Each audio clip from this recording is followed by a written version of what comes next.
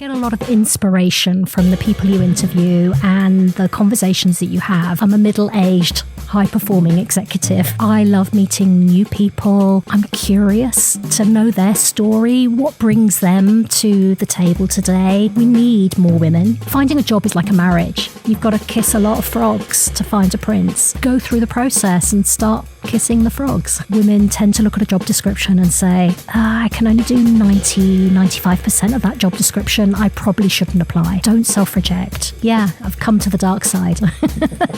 In this Sports and Outdoor Mentors episode, I chat with Esther Woollett, the International Business Development Director at Columbia Sportswear. Esther has worked for some of the most iconic brands globally, including Swatch, Disney and Apple, but she decided to give it all up and follow her passion for the outdoors. I love my conversation with Esther as she shared what she learned from her time at brands like Apple and how she applies those learnings to her career in the outdoor industry today. Before we get to that, I have one favour to ask. Less than 50% of people watching or listening are subscribed, so please hit the subscribe or follow button to help us reach more people so that they can also benefit from the valuable insights leader like Esther shares. I hope you enjoy the episode and thanks for your support. Esther. Hello. Hi. Maybe before we get into the main questions of the interview, I'm interested, what would you like the audience to be able to take away from the podcast today? From the podcast that I've listened to, I get a lot of inspiration from the people you interview and the conversations that you have. And it's about how I can apply some of those learnings to my own life.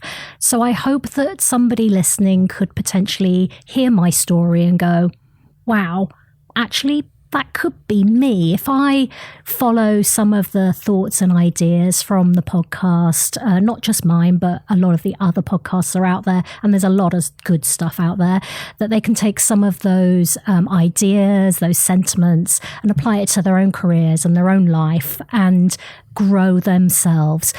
It doesn't necessarily need to be around career. It could also be personal.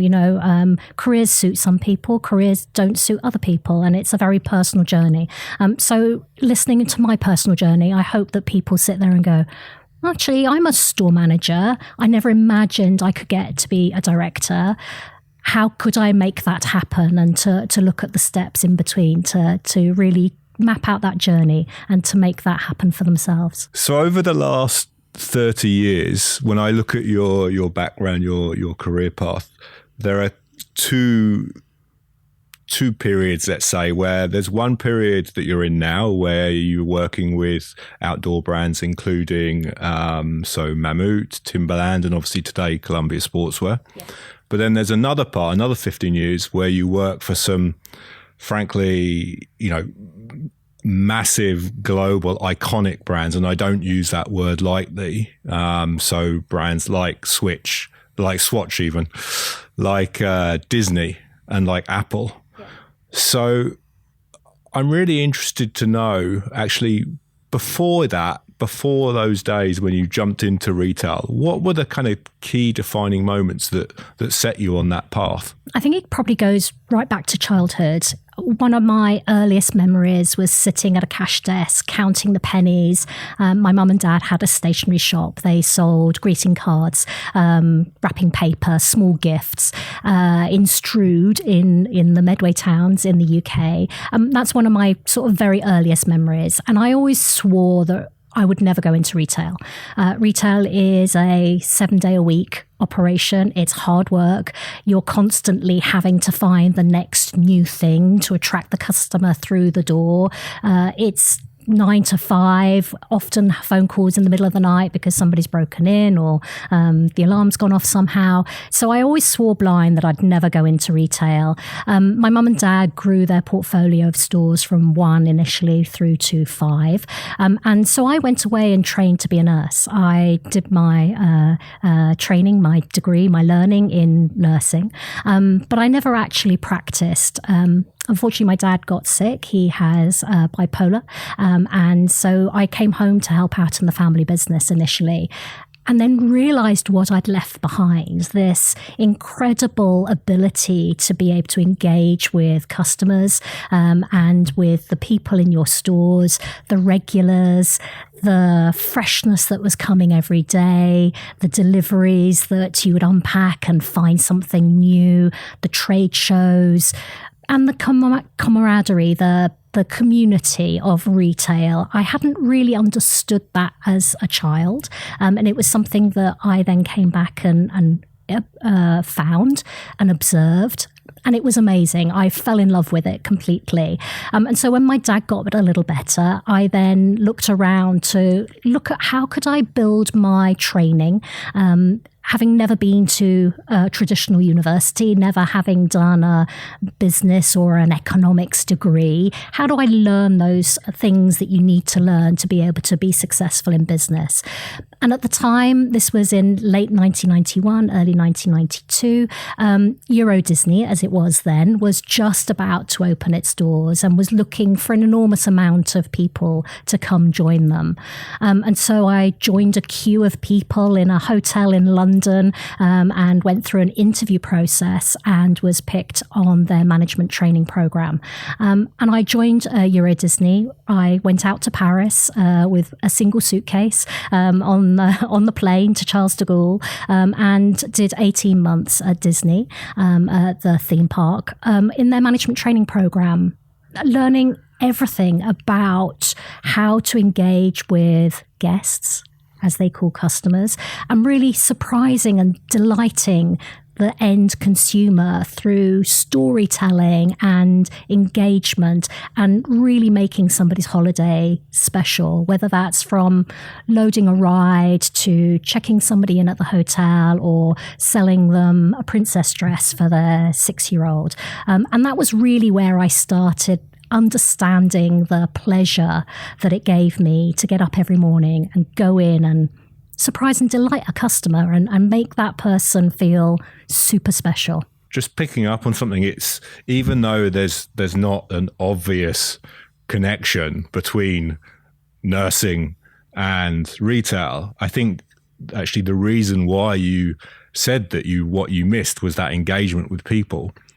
I think I mean, I don't know, but I would also assume that actually nursing, probably the interaction and the engagement with people there is also a pull. So has that connection and interaction and collaboration with people been something that's kind of always been important for you? Yeah, absolutely. And I think that's my special skill. It's something that I get a huge amount of enjoyment out of, a huge amount of energy. I love meeting new people.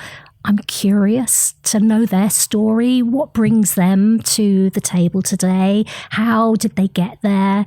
What challenges did they face? How did they overcome those challenges? And probably very much like you, Dan, that you enjoy that finding out about somebody's story and understanding what makes somebody that sits in front of you, and then trying to add layers of how can I support that person to be the best person that they wish to be, whether that's through mentorship or through training or through their own personal development journey. Take a step back again to look at those two contrasting periods of your career. So let's call it the iconic brand period and the outdoor brand period. And now the outdoor brands are going to kill me for saying that they're not iconic, but of course they are in their own terms. What's working for brands like Swatch and Disney and Apple, what were you or have you been able to take away from that and put into action and use in the other part of your career? Yeah, absolutely. Disney's about storytelling, and that's translatable across every aspect of business, whether that's fast-moving consumer goods with Disney. You know, they are churning volume and selling a lot very quickly. That storytelling is really critical to how you engage a consumer and how you bring something new to the market. You know, they are a film factory. That's their special sauce. And on the back of a film, they'll then bring all of that merchandise to life, from coffee cups to duvet sets to to costumes. And it's about that storytelling that you have with the customer. And that's what really taught me about putting the consumer in the very center of everything you do, because without that consumer, without them purchasing that coffee mug, my salary doesn't get paid ultimately. And that's even true today as a sales director. Unless the consumer purchases the product, then my salary doesn't get paid. So I think that's something that has been a red thread through my career, is putting that consumer first and center of everything that we do to make sure that we are selling out at the end of the day, and giving the consumer something that either they want or need, or to give them something that will create that happiness for them, and to be able to remember that moment, whether it's through a film or through an experience in a theme park. So for Disney, it was very much about consumer. Apple was more about brand. Apple is an incredible business to work for. It's detail orientated focus, laser focus on its brand is out of this world. And something that Apple does really well is Apple knows that it rests on its brand equity. Its pure nature of brand is what you buy into, whether that's through your iPhone or an iPad or a Mac or iTunes. Everything centers around brand. And so that's the non-negotiable. And I'll give you a story to try and give you a flavor of what that means. The store in Bristol, we were opening the store in Bristol, and the tiles for the staff toilet hadn't arrived in time for the store opening. We delayed the store opening by 3 weeks in order for the tiles for the staff toilet to arrive from the US and to finish the job perfectly. I can't imagine another retailer certainly one I've never worked with, would delay a store opening by 3 weeks because the staff toilet tiles weren't correct. That attention to detail is something that goes above and beyond. These are tiles for a staff toilet. It means nothing to go down to B&Q and pick something off the shelf that looks about similar. But for Apple, that was not good enough. That's not the standard that was required. So that attention to detail is something that with Apple I've really learned. And being very protective of the brand, because that's your special sauce.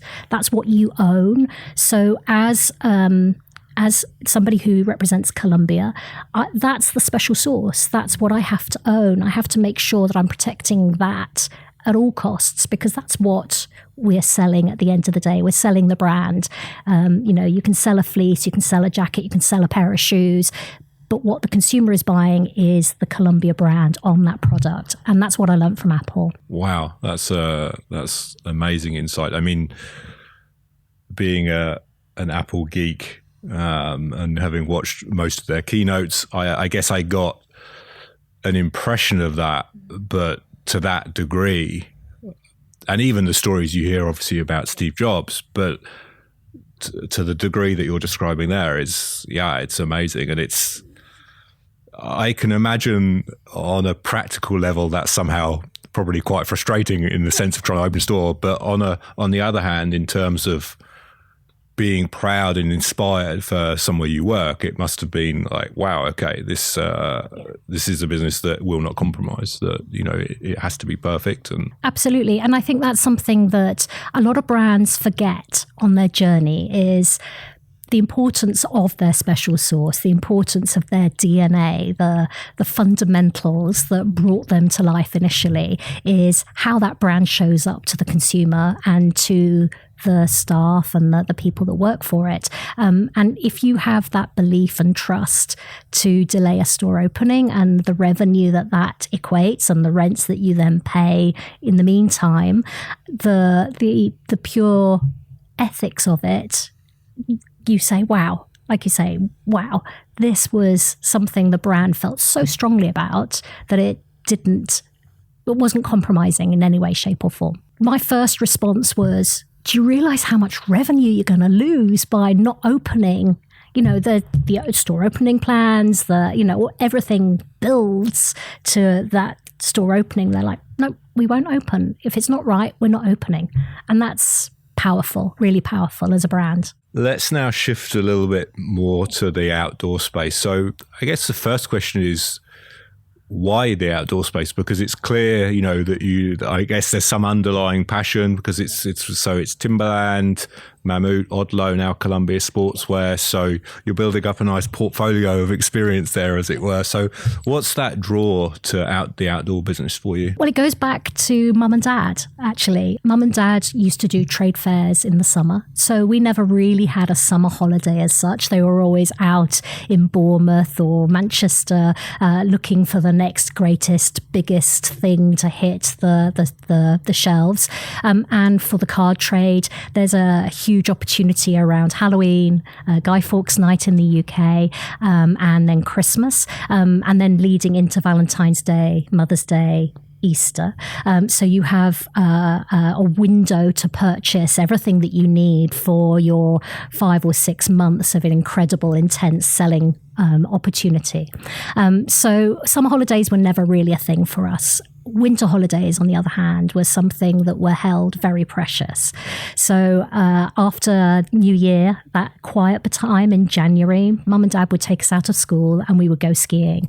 And so I learned to ski when I was 5 or 6 in Liechtenstein, a very privileged place to learn to ski.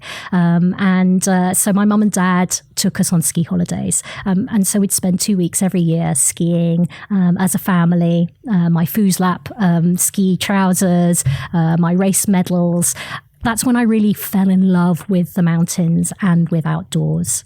And then through my childhood, I was a scout or a Girl Guide, but for international listeners, Scouts, and then into the scouting youth movement and through the Duke of Edinburgh Awards schemes. So that was all about getting outdoors, camping, orienteering, engaging with nature in all of its fantastic forms. And in the UK, there's a lot of wet weather, so you get to enjoy the rain as well. Spending time in the Lake District on my Duke of Edinburgh was something that I look back very fondly of in my late teens. So that's where the passion for the outdoors came. And then as we came through Apple, I was working incredibly intensely for Apple. It was the brand that deserves and requires that attention to detail, takes a huge amount of energy to invest in. And I was traveling very extensively. And I had a little window for a ski weekend with my husband. We were on a ski lift on one of those bluebird days, first lift up the mountain, 8 a.m., untouched powder in front of us.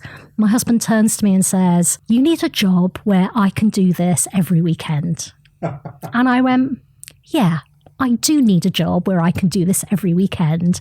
And so I spent about 5 or 6 months looking for a perfect job that was within 40 minutes, an hour's drive of some significant snow. And hence I arrived in Switzerland, and hence I arrived at Swatch. So that passion for the outdoors is something that's really been in my bones. And I have to thank somebody called Dennis Middelmerger, who worked at Swatch. And he was one of my architects when we were building stores. And he said, "I've found the perfect job for you, Esther." And I'm like, "Really?" And I'm like, "No." He's like, "Yeah, you have to go for this job. This is yours." And he showed me an advert in German. And I'm like, "I don't speak German. Why would I be interested in this?" He's like, "No, let me translate it for you." And it was the head of retail for Mammut. And I'm like, "Okay, well, I've got nothing to lose. I'll write." So I wrote a cover letter to the HR, and I'm like, "If you're looking for a German speaker, then throw my CV in the bin right now, because I am not a German speaker. I can order beer. I can get home on the train, but I am not a German speaker. But I am passionate about the outdoors. I love skiing with every fiber in my body. I want to be able to do more of that and work for a brand that has that as its DNA." And I was very fortunate that they decided to interview me despite the challenges of language. And Rolf Schmidt took a punt and appointed me as head of retail. And subsequently, I went on to open 35 Mammut stores for them around the world. I had some really good times at Mammut, nearly 5 years working for them. And that's where that spark for the outdoor industry really came. That was like, I found my place. I found my family. I found my crew. I need to do more of this. And that's where I then made that mental shift to then start to seek out outdoor companies and work for outdoor companies. I'm interested. You just talked about a time when you were traveling extensively when you were at Apple and you had that thought process, the discussion with your husband on the chairlift. But throughout your career, and I'm sure still today, work is a big commitment. At the same time, I know that you're a guest speaker on a MBA program with a university in Switzerland. You also have 3 kids and are clearly a very demanding husband. So do you have any non-negotiables or any rules that you operate that kind of help you maintain a healthy balance? I wish I could say yes. Unfortunately, if you speak to my family, speak to my friends, I'm a workaholic, and work has always brought me joy. It's always been a little bit part of my DNA as well. And maybe that's one of my weaknesses, is that my personality is tied up with who I work for and why I work. So I would say I haven't found the balance. I try hard every day to make that balance happen. We do have some non-negotiables at home with regards to trying to eat together in the evenings. That's not so easy when you work for an American company based in Switzerland, because the time zoning means that you're often on calls at 6, 7, 8 o'clock at night. But I try and eat with the family at least once or twice a week, and always at the weekends. We always eat dinner at the table. And we always, all of us, put our phones away, so that 20 minutes, half an hour is an opportunity for us to connect as a family. So that's probably a non-negotiable from that aspect. And the other non-negotiable is holidays, is we try and go as a family.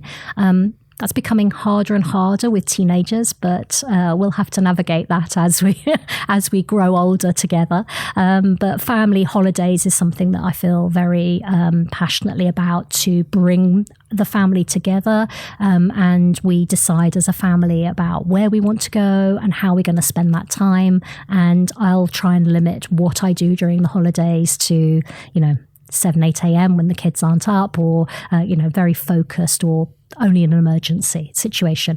So there are some non-negotiables, but I'm not very good at it, Dan. And if anybody's got the special sauce out there to give me the the rules to live by, then I would be delighted to hear them. Well, I'm definitely not a good person to ask, so maybe let's move swiftly on. Yes. So I mentioned there about the fact that you're a guest speaker at an MBA program. So I'm interested how that came about and actually what that entails. When I was working for Mammut, I had an intern join me, Simon Nuchter, who still actually works at Mammut. And he came and joined us and basically set up the planning and merchandising structure and team at Mammut. When we were building all these retail stores, you need to have that retail infrastructure. And Simon invited me to hear his MBA paper. He was doing his presentation to his tutors and to his peers. And I went along and sat and listened to him present his paper.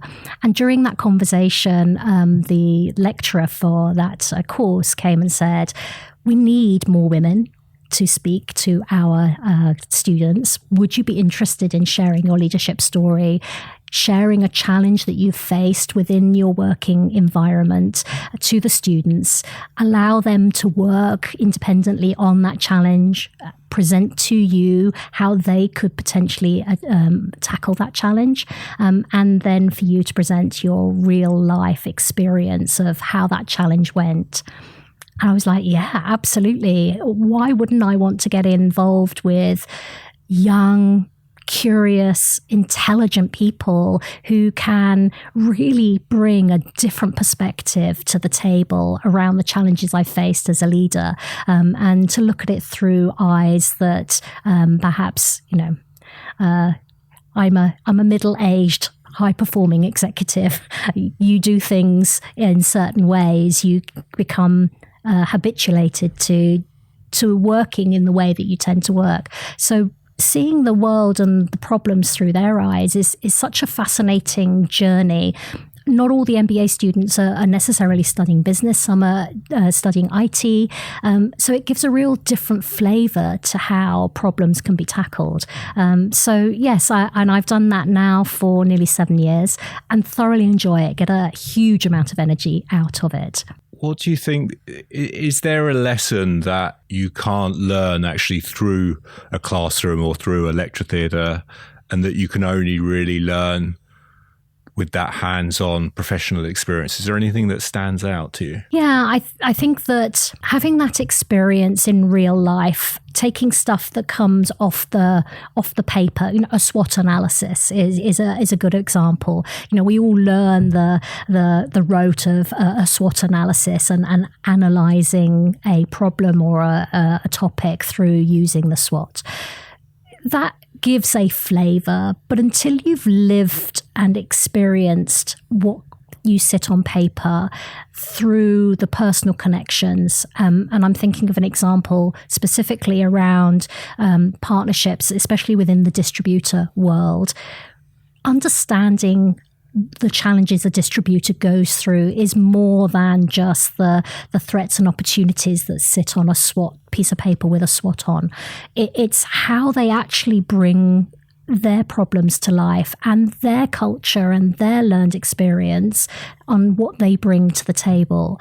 And so that experience is invaluable, and you have to live that. You have to stand in that moment and in their shoes. COVID's a great example. That hit us almost out of the blue. We were all messing around at ISPO going, oh, should we go to the fabric hall because, is it safe for us to do so? And then weeks later, we were in a situation where I was concerned for my job. I was concerned about how I was going to put food on the table or pay the rent. That shift, you have to live through some of those challenging situations to really put to practice the stuff that you read in books. And that's where you really learn how you have to be self-reliant and build your own abilities to overcome some of those challenges. And that's about that relationship, going back to COVID, going back to distributors. It's about picking up the phone and saying, hey, we're all in this together. I don't know how the future looks, but how can I help you help us to maintain a business that's going to exist in 2 weeks, 2 months, 18 months? Let's maybe pick up on something that you mentioned there. You were talking about your collaboration with your distributors. So if I understand well, until you joined Odlo, you were, let's say, 100% retail focused. Yeah. And then in Odlo, your role shifted a little bit, as it is here, to be more business development focused. Yeah. So I'm interested to understand what did you take away from all of your years' experience in retail that are helping you to be successful in your role today and during Odlo as well? Yeah, I've come to the dark side. The world of distribution is actually so closely tied with the role of retail and direct to consumer. Both in Odlo and with Columbia, the majority of our distributors sell direct to consumer, either through their own stores, through their own multi-brand stores, or through branded space. So in Columbia stores, we have over 400 Columbia stores worldwide through our distribution network, and through e-commerce. That direct-to-consumer experience that I've carried throughout my career means that I have the ability to speak in a language towards our distributors that they're familiar with. Because going back to the very first conversation or the first question you asked me, putting that consumer first and making sure that consumer has the ability to purchase the product and use the product successfully is exactly what the distributor has at the very heart of every strategy they have. So to be able to help them understand how our products, how our stories will help them sell to that end consumer and sell more to that end consumer has been something that's been very transferable and very translatable between my two hats, if you like. And I hadn't really understood that when I went into Odlo initially.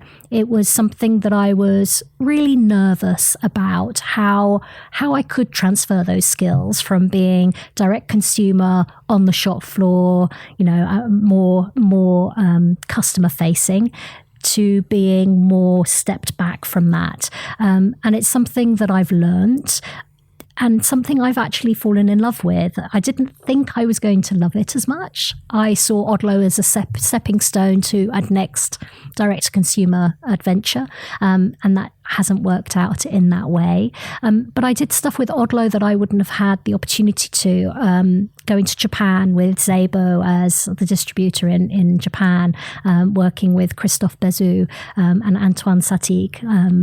They supported that journey into Japan, which I experienced a little bit through Mammut, but really extensively through Odlo. Understanding that actually the consumer, no matter where in the world they are buying product, follows very similar style patterns, very similar ways of purchasing, and very similar reasons to buy. They choose the product because it's well merchandised, or it's at the front of the store, or they have their size, it's at the right place, at the right time, at the right price. Those are skills that I learned in my retail days that I could then directly transfer and use that same language within those environments. So there is a red thread from that customer, from being direct to consumer into the world of distribution. So you've already dropped quite a few names, but I'm interested, is there anybody that stands out in your career as being particularly a strong influence or influences? Yes. I would say at Timberland, I worked for Michael Stania. Michael Stania was and still is one of my key mentors, somebody I turn to very frequently. We chatted a couple of weeks ago about my career and about life in general. He's someone who has very much supported and encouraged me to see opportunity. So I would say that Michael is someone who I would be able to turn to in my hour of need. And he's one of my biggest supporters from a career perspective. He's always encouraged me to think more broadly, not just think narrowly, think about how my skills could be transferable, think about the brands that I'd like to work for. When I was at Timberland, it was one of the things that he taught me was to make a list of the brands that you have an affinity with, that you have a connection with, who you would love to work for. Doesn't matter whether it's in your industry or whether it's outside of your industry. Write the brands that you'd love to work for whatever reason that is. And that's where I got my job with Apple, because Apple was at the top of my list alphabetically. And also from a desirability perspective, if you cast your mind back before iPhone, it was a long time ago, I know, but imagine a day or a year before iPhone existed, Apple were just starting their expansion into Europe and outside of the US. And their flagship store on Regent Street had just opened. And I walked in there as a retailer thinking, how can they have just 20, 30 SKUs? How can they make money with this little amount of stock on the shop floor? everything was open. I could play with the Macs. I could use the equipment. And again, this was before iPhone and iPad, so it didn't really exist at that point. You could go into the Macs and type in, into a search engine what you were looking for. They had free Wi-Fi, so you could go in there and use their data. You could go and listen to somebody talk about how to use a photo editing software. That experience took me back a little bit to my Disney days. And that's where I thought, yeah, this is a brand I really want to get to know, really want to work for, really understand.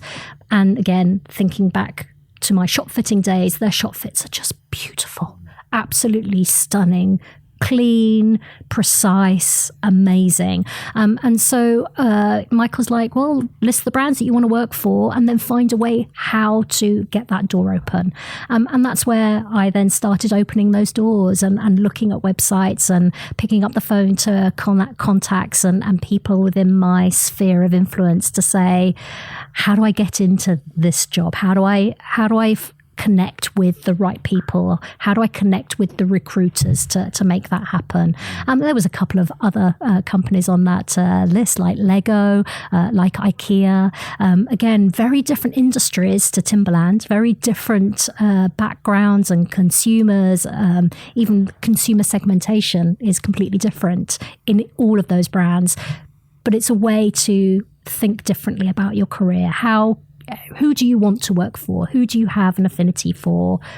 Why not research and be curious about what could you bring to them and what could they bring to you? It's amazing. It sounds like you had from that point onwards at least, a pretty clear plan of what you wanted to do, at least where you wanted to do it. Okay, you said there are a couple of brands that have not yet been ticked off on that list, but nevertheless, you ticked off some amazing businesses. What would you say were the key success factors looking back on you being able to do that? Because, as a recruiter, I know it's not easy to get jobs, especially, depending on the time of the, where we are in the macroeconomic kind of environment. But you've really had a pretty amazing career path. So I'm really interested. Are you able to kind of identify any key success factors that have enabled you to be successful throughout your career? Yeah, tenacity,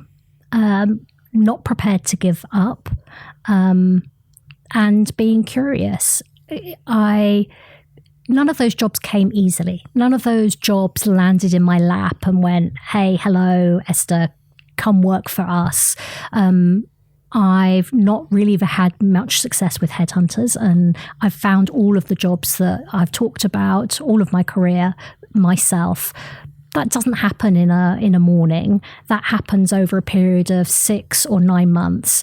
And there can be days where that's hard work. That dream that you have of working for Apple or Lego or IKEA or whoever you wish to work for, that desire means that you have to push on. You have to figure out a different way. Is your CV the right way of doing it? Are you connecting with the right people? How do I bring the motivation today to get up and to make that difference? And so that tenacity is something that has kept me going. And I've also had an incredible support network behind me. I spoke about Michael Stania. My husband, he is one of my most enormous supporters. He's always believed I can do stuff. Even when the little voice in my head says, don't be so stupid. Why could you imagine working for them? They're not going to be interested in you.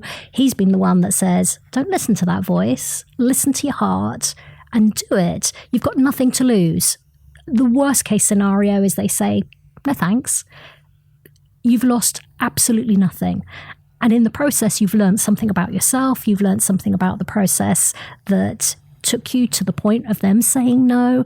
So use that experience and that desire to move yourself forward. So it's tenacity, curiosity, and never giving up. You mentioned there that you this is a bit of a personal question considering my day job, but you mentioned that you've not had success working with headhunters in the past. So what's your experience been? I'm interested. Very positive. I've always had great chats with people. I've always had approaches, been approached, had those conversations, but never really got the momentum going. And I'm not sure why that is. I know that from a recruitment perspective, there's a pool of incredible talent out there. So, I'm not always the perfect person that would suit those roles.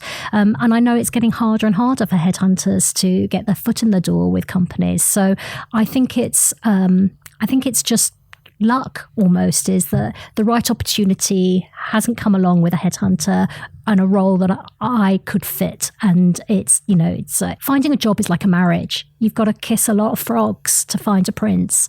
And that's part of job hunting. You've got to go out and kiss a lot of frogs. And hopefully you find a prince. I love that. I'm going to add that to a deck that I share with candidates, because to your point, I always say, finding a new job, it can be a full-time job, and it's hard work. And I think the kissing the frog analogy is perfect. I definitely need to add that into my messages. Not that ladies need princes to save them. I'll point that out in my feminist streak coming through. But connecting actually two of the topics or two of the questions. So you gave one person there clearly a strong influence that really influenced, I would say, your career path. And then when we were talking earlier on about the MBA program, you said that you were approached about the fact that they were struggling with female leaders to support them. Yeah. I think all of the names you've given me so far have been men. Why? You're a successful, woman who's has an amazing career. Yeah. But why? What's your perspective around why is that so rare, even in an industry like the outdoor industry, which I think is certainly more open than a lot of more corporate, let's say, industries? Yeah. What do we need to do differently to? Sorry, that's like 5 questions in one. Yeah, no, I'll try and sort of like corral them into an answer. Columbia is the first place that I've worked directly for a woman. Up until this point, I've only ever had male leaders, and I've only really ever seen men in leadership positions. I think there's the old adage, if you don't see it, you can't be it. And I think that's something that the outdoor industry is better than some. Gert Boyle started this business. She's the epitome of a female entrepreneur, an incredible woman who took the business from nothing into a multi-billion-dollar business that I sit in today. That female leadership within the outdoor industry is there if you look for it. And I think that's something that I admire. And as I say, I now work for a lady, but it's the first time in my career that I've worked for a female leader. If I think back to my Swatch days, though, female leadership doesn't necessarily mean that more women come up through the ranks. There can be this female leadership which tries to push other women away, to put women back down. I'm the woman in my leadership position. I don't need other women around me. Thank you very much. And I think that's something that industry in general can be we need to be a little bit more aware of it. Things are changing, but way too slowly, in my opinion. I think it's something that I have a responsibility for, as do you, as in your other role as a headhunter, as does every leader that sits around a table. We have to put the effort in to make the people that sit around the table more diverse. And that's not just through the lens of male, female, that's also through the lens of religious background, skin color, sexual orientation, everything that makes up diversity, equity, inclusion. We need to be more aware as leaders. And that goes down to things like recruiting. If you only ever recruit through LinkedIn, which is male orientated, tends to be white, tends to be university backgrounds, we will only ever recruit people that look like us. So how do we make the pool of candidates more diverse in order to be able to bring diversity into leadership and beyond? Because that's something that we have to get better at. And that's going back to that lens of consumer. Our consumers are not white middle-aged men. Our consumers are incredibly diverse. Every aspect of human wonder is represented within our consumer groups. We need to have people sit at the table that look like our consumers. And at the moment, we don't do that very well. And it's something that we have to get better at and start to evolve as part of our leadership journey. And that's something I feel quite passionately about, is paying it forward. How can I support other people to come to the table that could be different? They might not look like me. They might look different. So how do I bring those people to the table, and how do I make them feel comfortable at sitting at that table? Because it's two different things. It's getting people to the table, but then also making people feel comfortable at the table. Yeah, that's really interesting and surprising and disappointing. Maybe I shouldn't be surprised, but to hear about, if I read between the lines, experience at Swatch, I hadn't appreciated that, but now you say it, yeah, I guess I can see how that can happen. Yeah, I think as an industry we're getting better, but it's there's still a big opportunity. Let's put it like that. Let's put it like that. Yeah. Let's now bundle a little bit all of your experience with all of the different businesses in the outdoors. And if you look back, what has been so far the best and the worst of your experience, your time with it, working within the outdoor industry? I think they probably bundle together. Like most people that I've listened to, the worst becomes the best, or the best becomes the worst. The worst experience really was when Mammut went through their leadership change. Rolf Schmidt left the business, and Dr. Pabst came in to lead the business, and he brought in his leadership team. And so from one day to the next, I lost my seat at the table, not because my performance was poor, not because of a result that I failed to deliver, but because he had a vision that didn't include me. And that was a huge lesson for me to learn, that it doesn't matter how hard you work, how brilliant your work is, how much you've achieved in any given period. Your work life is fragile, and it can be that you just don't get a seat at the table. And that was the perfect decision for him to bring in his team. He needed a team that he trusted to be able to take the business to the next level. And he didn't know me. He didn't understand who I was or what I was able to deliver. But that meant that I lost my seat at the table. And I went through a grief process, Dan. It hurt me so badly to be not considered within that environment, not seen for my abilities or my inabilities to be able to deliver, but purely because I wasn't the person he needed at that time.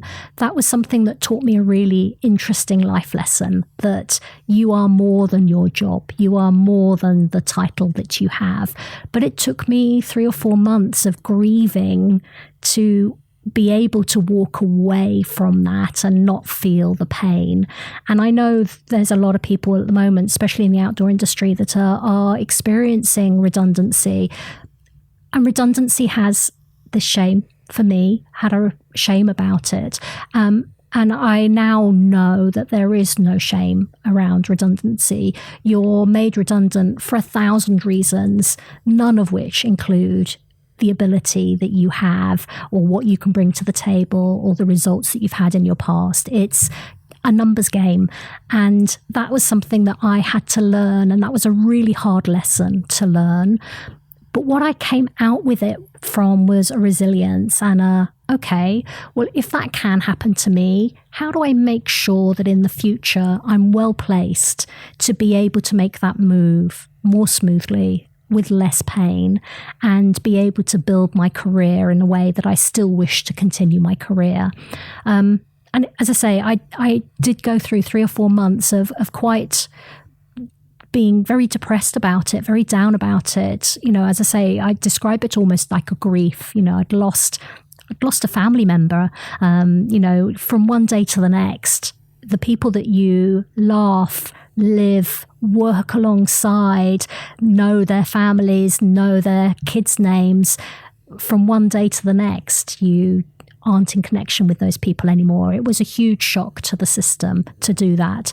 So now the thing that I've learned and the thing that I carry now with me is, how do I make sure that I'm making myself future-proof? And that's through learning, it's through reading, it's through connections, it's through curiosity. And I come back to that word quite a few times. I realize that through this interview, is making sure that I'm making the effort to connect with people and to put myself out there and to do things that aren't within my comfort zone, so that if something happens like that in the future, and it may well do, you know, I've sat on both sides of the table, I've made people redundant and I have been made redundant, to make sure that I am in a position that I can say, okay, well, that's today. It's been brilliant, but let's look at the next thing and how I can make sure that my skills are up to date and ready to go, and not be complacent within my role and not sit on my laurels. It's really interesting. I mean, having also been in the same situation, you know, being in the situation of making people redundant and having been made redundant myself, it completely resonates with me what you say. And not wanting to force you to think about a time of grief, but I think, to your point, a lot of people, unfortunately, in the industry are going through that now. So even though it was a long period of time, 3-4 months, what did you do, what did you do that helped you through that period of grief? If somebody out there is going through that similar situation now, be kind to yourself. You know, allow those emotions to surface and be angry and cry and get those emotions out somehow, whether that's go for a run, learn a new sport, go on an OU course to learn about digital e-commerce, whatever it is that helps you through that period of time. Be kind to yourself and allow yourself that time to come to terms with it. And I know that's a bit passé. It's hard when somebody says, well, be kind to yourself, you know, take a couple of weeks. Yeah, thanks for that. I've got bills to pay and I've got shoes to put on the kids. And how do I make ends meet? And who am I if I'm not a job title? What does it mean for me? Those are the thoughts that go through your head. But it's something that, looking back, was something that was the right advice, even if I didn't take it instantly. I had to work at being kind to myself. So being kind to myself, and then treating the job search as your new job. You know, build that roadmap, build that strategy and that vision that you have. Map out yourself as a brand. Who are you?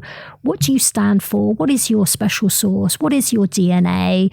Where could that fit? What could you do with those skills that you've listed as your priority? Write 100 words that are affirming about you and your skills and your abilities. Find those words within job adverts. And again, not necessarily in your industry, outside of your industry, and go through the process and start kissing the frogs. I think that's brilliant advice, and I can only echo it. And it sounds like we went through a very similar process mentally, and I agree, it's very difficult, and it's difficult to take that advice, because I had the same advice and also found it very difficult to take it. So it is. It's almost impossible when somebody says, take time. You're like, yeah, great. Thanks for that. But I can't take time right now. We talked a lot about different learnings that you've had, but in many cases, those learnings were somehow forced upon you. Looking back, what would you say has been the biggest learning you've made in terms of reflecting on it as, I made a mistake there. This is a mistake I made, and but this is what I've learned from it. I think it's a little bit goes along the connections and the personality side of it. Most of my special sauce, my secret ingredient, is the ability to be able to connect with people. It's been a little bit of a shock when I've read somebody wrong or I haven't connected in the way that I thought I had connected. And that's usually through transparency and honesty, which is, things that I hold dear to my heart. I've had to learn the hard way where I've been too transparent or too honest towards someone, and they've used that then to their advantage to drop me in it or to set me up for failure. And that's something that I've had to learn to protect myself.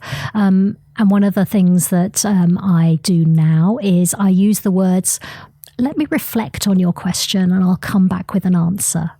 Because that gives me that space in my head to think about the risk, think about the opportunity, and then to come back with an answer that is more relevant to that situation, to be less, not to have my heart on my sleeve so much.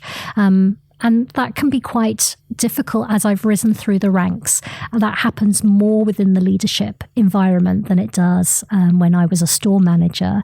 It happens more now, today, where somebody will ask you something and I think it's an innocent question. I'll give a very honest, transparent answer. That then goes away and becomes something very different to how it was said and told, and that's something that I've had to learn, and that's a mistake that I've made. I trust people too much, and so I have to be a little bit more protective over myself and the information that I have. I'd like to tell you everything about everything because I believe that you are a kind-hearted person who will use that for the advantage of everybody. Unfortunately, not everybody sits across the table is as honest or as transparent as I am. And so that's something that I've had to learn, and something that I've failed at is I've failed a couple of times, and being transparent with people, and those people have then come back and bit me on the arse, so to speak, to use that information in a way that it was never intended, or puts me in a position that is then poorly seen. And that's something that I work hard to build trust, and that breaks that trust. And so you learn quite quickly how to make sure that you are trusting the right people. But yeah, one of the tricks I use is to use that. Let me reflect and I come back to you. So I don't let out all of the answers straight away. I think having that trusting nature, it's really difficult not to be like that, though. I think it's it's really fighting against, I think, actually a good part of your character, which is that's tough, but that's a good tip. And it goes so much against my grain. Something that I learned at Disney in my very first day at Disney was go that extra mile. Make sure that person leaves happy. And my leadership style is more a servant leadership style. I want to make sure that the people around me are well equipped to do their jobs and to be able to make the right decisions. And that makes me vulnerable to use those skills against me, because I want to give great customer service. If somebody says, how much volume does this do? I want to give a straight, honest answer, not thinking that perhaps that information is sensitive or crucially economically interesting to that person. I have to think about, okay, how is that person going to use that information? Why do they need that information? And what I've had to turn up is that curiosity. So why do you need that information? What story are you trying to tell? And why do you need that information to tell that story? Maybe I can give you different types of information that can still help you with the story, but not give you, that sensitive information. What's your favorite piece of sports or outdoor gear? and it can't be Columbia. Okay. Okay. All right then. That's too easy. Yeah, I've worked for some very good brands. I've got some great stuff in my wardrobe, but I won't touch any of those brands. As a woman, it's my Sweaty Betty bra. I have a larger chest, and doing sports when you are more well endowed, it can be painful. And so my Sweaty Betty bra is my go-to piece of equipment for my runs, for my skiing, for my hiking, because it holds everything in place, nothing moves, and I don't waste any extra energy moving the ladies around. So so it's probably not one you maybe have had before, but it's a good one, though. My bra. Perfect. Great. I love that it's very clear to you as well. That's that shows, I think, how what a good job it's doing. Yeah, and I think it's so again top of mind. Yeah, quite literally. I think it can be something that, again, men don't necessarily see or observe when women get outdoors and do athletics. We have a very different shape and a very different need. And as we start designing for women, and when I joined the industry many years ago, when I very first started at Mamut, we had this sort of shrink it and pink it strategy of just making a men's shirt, but making it in smaller sizes and making it in a female color. They went through a great process to bring in some incredible designers and female-led designers and change that completely. But I think some outdoor industries don't quite get that yet, and that's something that, talking about equality at the table, that goes down to the very products that we make. We need to make equitable products for everybody, no matter what shape, size that they are, whether they're male or female, and we need to look at it through their lens, not through my lens, through their lens. So what book would you advise somebody to read if they were maybe starting out or already in the industry and, want to have a successful career within the industry? Yeah, I think there's some great books out there, that other people have mentioned. The one, my Bible, my go-to is The Culture Map by Erin Meyer. It maps out different cultures around the world and where they sit within an easy to understand structure. That some cultures are a handshake and a look in the eye, and that's enough to be able to do business. Other cultures are very much more needs a proper contract with signatures and due diligence and lots of form tickings. How people communicate, using the Dutch as the example, the Dutch are super direct. The Japanese are so indirect, it's unbelievable. Where do I sit within that spectrum, and how do I make sure that what I'm saying and what I'm hearing is the right thing and the right way to engage with the person that sits in front of me? And as an international business, and every business is international now, even the single person on a website in Etsy ships internationally. We need to understand how different cultures react to the world, and to make it easy for those cultures to interact with us, so that we are, providing great customer experience wherever we're touching them. It's my go-to, honestly. It sits in my bag a lot of the time, and especially if I'm visiting a country, I'll pull it out just to refresh my mind about where do people sit on this spectrum, and how do I make sure that I'm showing up in the best way and getting the best out of this interaction from both sides. What about 3 pieces of advice that you would give to somebody that's really looking to have a successful career within the industry? Don't self-reject. I think it's something that we're all guilty of. And talking about women especially, women tend to look at a job description and say, I can only do 95% of that job description. I probably shouldn't apply. Don't self-reject. Make sure that you have transferable skills, and look at the job description and understand how the skill you have could be transferable into the skill that is needed, for sure. But don't self-reject. That's it. It's too hard in life to find great jobs if you are already putting a cross against your name. So don't self-reject. Be brave. One of my favorite quotes is from Eleanor Roosevelt, do one thing every day that scares you. Make that job application. Pick up the phone and ring somebody that you haven't spoken to for a little while. Network.